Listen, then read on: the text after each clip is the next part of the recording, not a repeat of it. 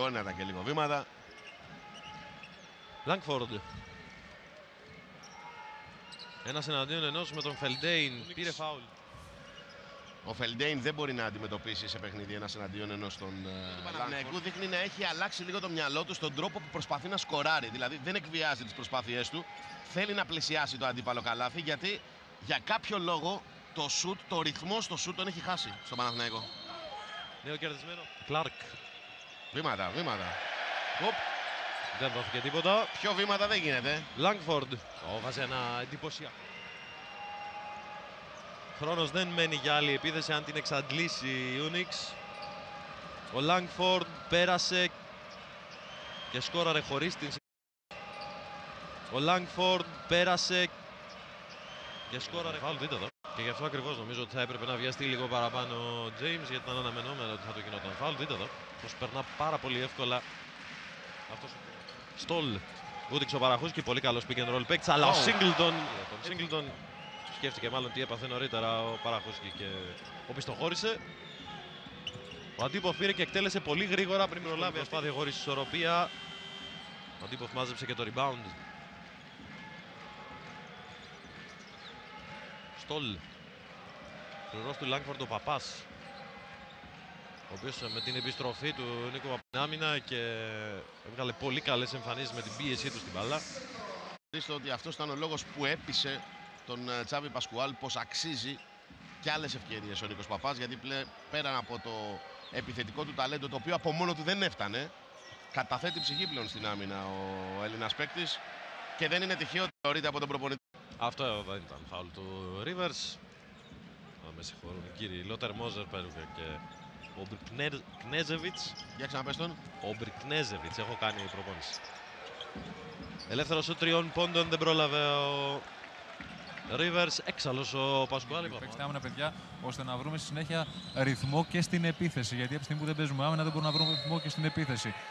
Δοκίμασε κάποια σχηματάκια στο πινακάκι. Τώρα δεν μίλησε πολύ για την επίθεση. Πάλι την μπάλα δεν θέλει χαμηλά, γιατί προηγουμένως δεν μπόρεσε να βρουν τον Μπουρούς κανένας από τους συμπαίκτες.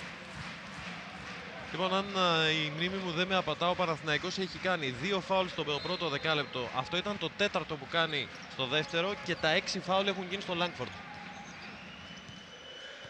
Να το σπαλί. Ένα fade away. 26-32. Στο δεύτερο και τα 6 φάουλ έχουν γίνει στο Langford. Να το σπαλί. Ένα fade away. 26-32. Στολ. Βρήκε διάδρομο. Έτρεξε ο Παπάς, αλλά έτσι υπάρχει ελεύθερος παίκτης ο Βορόνοφ. Rebound ο Παραχούσκι που απέχνιδιού του.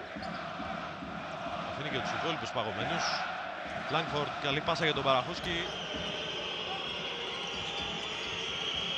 Να και ο νεοφερμένος, ο Άντζουσιτς. Νέο φάουλ που εκνευρίζει και την κερκίδα και τον Πασκουάλ.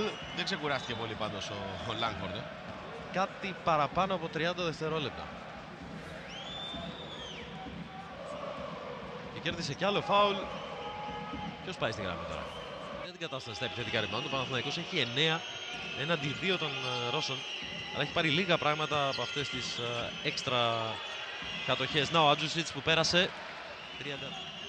Έχει ενδιαφέρον τώρα το ματσάρισμα με τον Μπουρούση και τον Λατάβις Βίλιαμς, γιατί πλέον ο Έλληνας ψηλός έχει να αντιμετωπίσει εντελώς διαφορετικό παίκτη. Θα αποτύξει εδώ ο Williams. Έχει επιστρέψει μπροστά του ο Μπουρούσης. Για ο Παναθηναϊκός έχει βρει ενθουσιασμό από αυτές τις καλές άμυνες.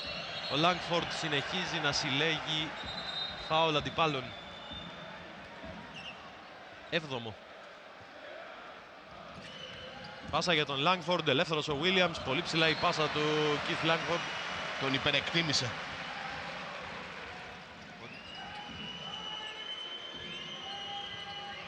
Langford, η λόμπα για τον Williams. Εκεί ο Νίκολς που κατάλαβε τι πρόκειται να συμβεί.